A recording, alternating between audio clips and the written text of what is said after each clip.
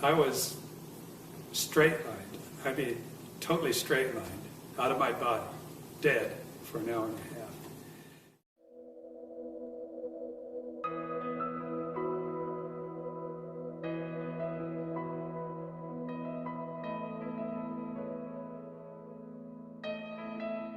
My name is Richard Cole, and I am 72 years old. I have never been what I would call religious.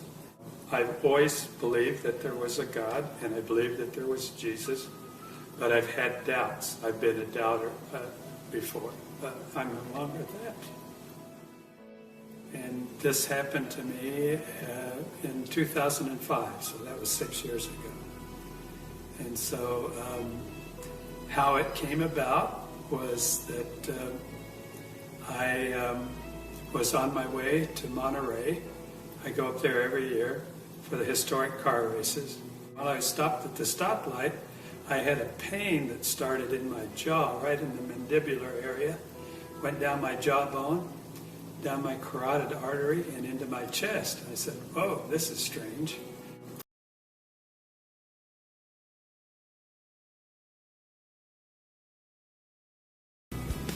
My blood pressure was extremely high, and they gave me a couple of shots right away to try and get my blood pressure down. And then I went right into the x-ray room, and they gave me some x-rays, and came back in a little while, and Steve, the doctor, a friend of mine, says, "You have a serious problem." And I said, "Oh, really?" And he says, "Yes." He says, "You have an aneurysm, but what's worse, it's split, and I think you're bleeding internally." 5 o'clock the next morning, I was in the pre-op, the ready room rather, at Cottage Hospital.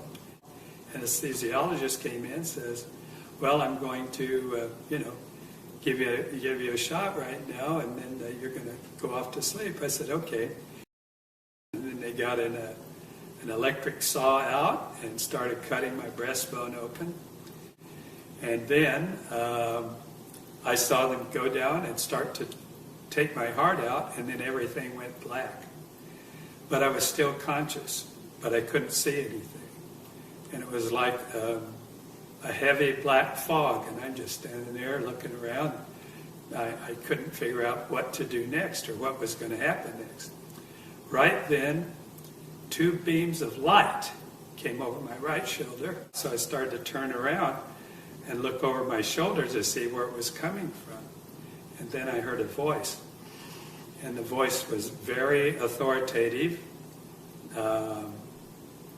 not loud, but he says, "Don't turn around." And I'm thinking, well, why not? And he says, "Don't turn around, because if you see my face, you'll have to stay here." And he says, "Now, that'll be okay if you stay here, but I have a job for you, and if you disobey me, I won't be happy." And he says, "You don't want to see me unhappy." So I said, "Yeah, well, okay, I better pay attention and do what he says." And then I said, "I know who you are." He said, "Oh, you do?" And I said, "Yeah." And I said, I've got a little problem. I've got a little pet peeve. I've got a little bone to pick with you." And he says, "Well, what is it?"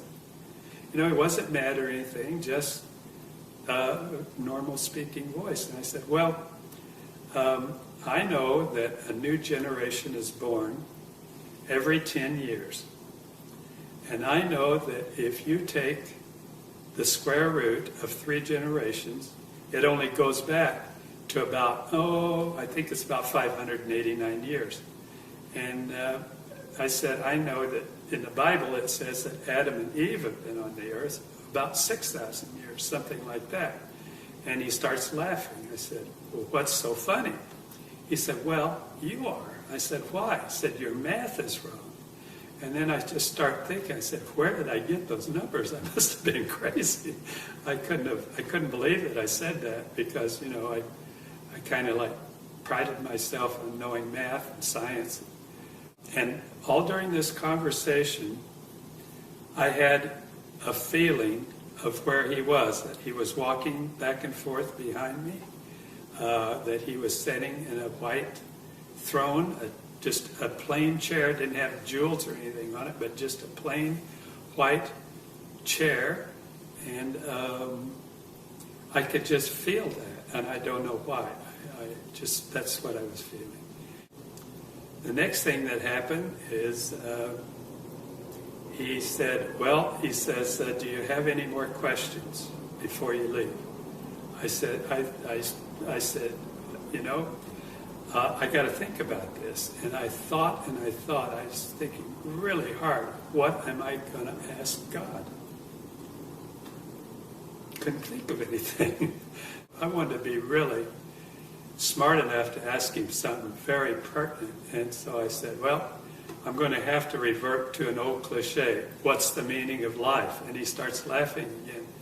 I said, what's so funny now? And he says, well, I don't know why, but a lot of people ask me that question, and it's really real simple. But I tell you what, when you come back, we'll sit down. You can ask me all the questions that you ever will have. I'll answer them for you. So I said, okay. He says, okay, it's time for you to go back. And I turned around. I'm sorry, but he put his arms around me. He put his arms around me. And it was a feeling